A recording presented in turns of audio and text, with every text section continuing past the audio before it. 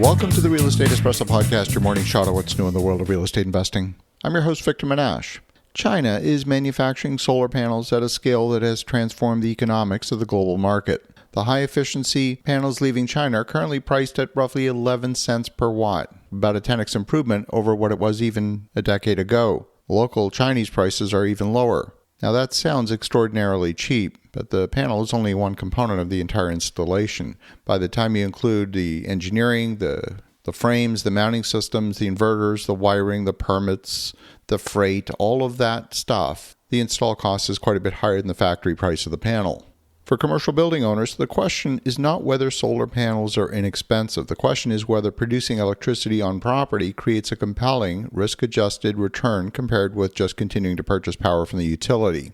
Today, electricity supplied by many regulated utilities is very competitive, but utility prices do not have to rise dramatically for that balance to change. The proper analysis begins with the building's hourly electrical load, not just its annual utility bill. You see, pricing is often based on time-of-day metering.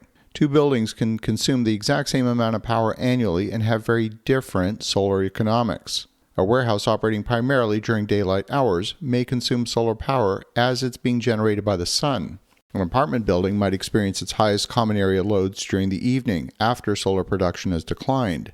Electricity consumed directly inside the building is usually more valuable than electricity exported back to the grid. That export compensation could be quite a bit lower than the retail price depending on your utility tariff. So you want to start by obtaining at least 12 months of interval data from the utility. You want to model solar production by hour and compare it with the actual consumption. Determine how much production will be consumed on site, how much will be exported, and whether the installation will reduce demand charges.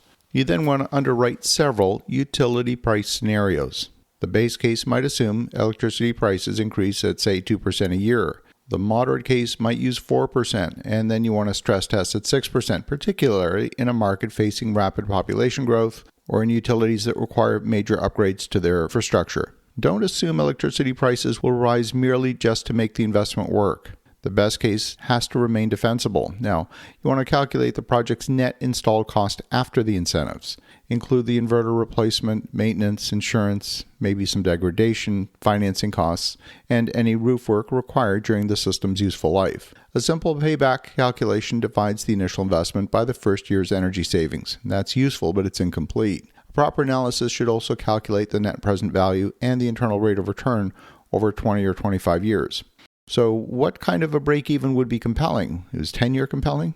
Probably not by itself, because a 10-year payback represents about a 10% unlevered rate of return before degradation, before maintenance and equipment replacement and execution risk. It might make sense for an owner over a long holding period with a newly replaced roof.